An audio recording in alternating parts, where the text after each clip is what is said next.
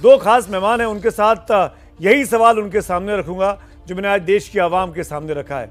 वोरा साहब, पहले आपसे, क्योंकि आप डिप्लोमेट हैं, आप रूस में काम कर चुके हैं, आप बहुत अच्छे से विदेश नीति को समझते हैं, जानते हैं।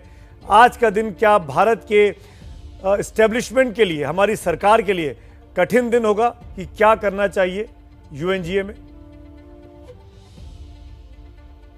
आभारी हूं आपका एक बार फिर कि आपने मौका दिया अपने शानदार चैनल में शामिल होने का और आपसे सीखने का, और दूसरे विशेषज्ञ जनरल साहब जो हैं उनकी भी बात बड़े ध्यान से सुनूंगा।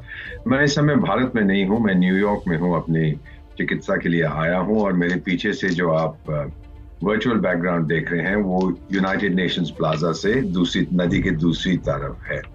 आपने अभी पूछा भारत को क्या करना चाहिए। सर, इसके लिए बहुत दूर हमको नहीं जाना है। स्वाधीनता से पहले भी, आजादी से पहले भी हमारी क्या रही है छवि, हमेशा हमारी पॉलिसी क्या रही है कि सबसे पहले शांति स्थापित करिए। ये गुट निरपेक्ष is a different thing, non alignment का इससे कोई संबंध नहीं है। हम चाहते हैं पहले कहीं भी जंग हो, हम हमेशा कहते हैं शांत हो जाइए, लड़िए मत। उसके बाद टेबल पे आके बैठिए और हमें बताइए कि अब क्या समस्या है आपकी। श्रीलंका में भी हमने यही कहा था, नेपाल में भी दोनों पक्षों को यही कहा, जहां जहां होता है ये हमारी पॉलिसी है। So it's two separate things. एक बार शांति हो जाए फिर टेबल पे आके बैठिए। जनरल साहब क्षमा करेंगे, मैं कहना चाहता हूं जो चर्चिल ने कहा था, war is too serious a business to be left to the generals. तो अब हमारे डिप्लोमेट्स पे छोड़ दीजिए। एक बार गर्मी जो है वो थोड़ी ठंडी हो जाए। जहां पे मैं हूं सर, मैं अपना मफलर टाइट कर रहा था, आपने देखा होगा स्क्रीन पे। क्षमा चाहता हूँ क्योंकि ठंड बहुत है यहाँ पर और अभी कोई हीटिंग में समस्या हो गई है, तो I was just protecting my नेक। तो मुझे ये लगता है सर कि जरूर बातचीत होगी। अगर कॉन्डेमनेशन किया यूएन सिक्योरिटी काउंसिल में तो वी शुड एब्सटेन, क्योंकि कंडेम करने से कुछ नहीं होता है सर। अगर उन्होंने अपील की फॉर अ सीज फायर, हमें समर्थन करना है सर। जब कंडेम करते हो ना किसी को, नाक उसकी आप नाली में डालते हो तो वो और ऑब्स्टिनेट हो जाता है। वो कहता है अच्छा मैं दिखाता हूं तुम लोग। यही बेसिक कहानी है। बहुत अच्छी बात आपने की। उसके बाद नेटो ने आना है कि इस रेजोल्यूशन में होता क्या है। ये सिर्फ कंडेमिनेशन होता है या सीज फायर की बात होती है? अकॉर्डिंगली भारत अपना स्टैंड तय करेगा। जनरल साहब, मैं यही सवाल आपके सामने रख रहा हूँ। हिंदुस्तान की आवाम को भी अपना मन बनाने में आसानी होगी। जब नवीन शेखरप्पा की एक बम हादसे में, एक बमबारी में मृत्यु हुई खारकीव में, आज खारकीव में अचानक एडवाइजरी आई कि खाली कर दो 4 घंटे 5 घंटे के भीतर।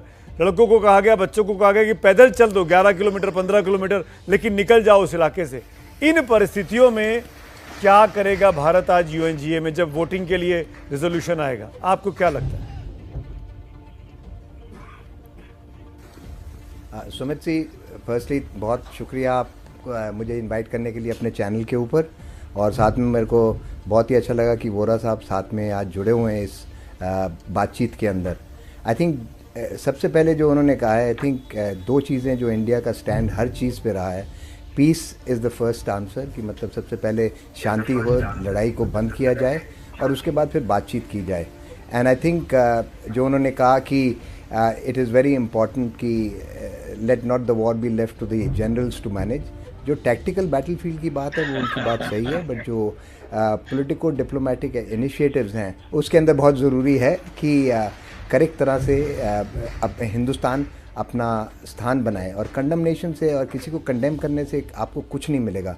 वो ज़्यादा, उन्होंने करेक्टली बताया कि बहुत ऑब्स्टिनेट हो जाता है। तो मेरे ख्याल से जो उन्होंने कहा है, I think it is absolutely right. Peace is the process जो होनी चाहिए और उसके लिए हमारी सपोर्ट होनी चाहिए, उसके लिए हमारा वोट होना चाहिए, और उसके बाद diplomacy is the answer, that they should sit down, talk करें एक दूसरे के साथ, पता लगाएं कि उनकी क्या प्रॉब्लम है।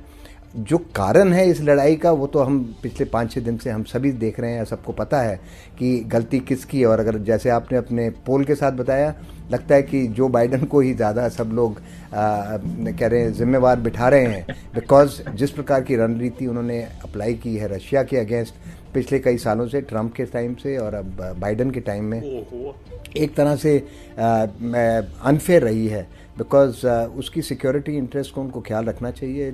इसका कोई एस्पिरेशन नहीं थे कि लड़ाई करके बाहर जाने और के लिए। और जनरल साहब, अब तो मैं आप ही से पूछ रहा हूँ, अब तो उन्होंने पुतिन को, अब तो पुतिन को डिक्टेटर बोल रहे हैं। आज उन्होंने स्पीच दिया, उसमें पुतिन को डिक्टेटर एक नहीं 2-2 बार कहा। अब ये चीज़ें, और एक बार भी पीस की अपील नहीं की, एक बार भी वॉर ख़त्म करने की बात नहीं की। रेजिलियंस की बात की कि यूक्रेन के लोग बड़े हिम्मती हैं, करेजियस हैं, ऑल दोस थिंग। इन सब के बीच में अगर वो ऐसा लगता है कि वो रिजॉल्व करना नहीं चाह रहे थे, एक इंप्रेशन ये आता है जनरल साहब। वोरा साहब मैं आता हूँ आफ्टर दिस। करेक्ट। नहीं, आप जो कह रहे हैं कि एकदम सही आप कह रहे हैं कि किसी ने भी, जो यूरोपियन यूनियन के जो स्टेट्स हैं उन्होंने कईयों ने कहा है कि पहले बातचीत होनी चाहिए, पीस होना चाहिए, ये आप इसके ऊपर सैंक्शंस दे रहे हैं वो मत करिए। बट यूएस ने किसी भी स्टेटमेंट के अंदर ये रेजोल्यूशन के बारे में बात नहीं की है, सिर्फ उनको कंडेम करके और उनके ऊपर सैंक्शंस की बात की जा रही है। तो आप एब्सोल्युटली राइट जो कह रहे हैं कि जो हम देख रहे हैं टीवीज़ के ऊपर और जो हमने स्पीचेस सुने एक्सपर्ट्स, यूएसए ने किसी भी स्टेज के ऊपर, मेरे को लगता है कि जो वो पुरानी दुश्मनी है वो अभी तक लोगों को खलती है कि वो देखते हैं कि जिसका नाक, कि रशिया को जहाँ तक हो सके उसको उसका नाक नीचे रगड़ा जा सके तो करना चाहिए। दीपक वोरा साहब, पीस की बात नहीं हुई है। जो बात जनरल सानी कह रहे हैं, मैं वोरा साहब आप ही की बात को आगे ले आता हूँ वोरा साहब के पास। सॉरी जनरल साहब।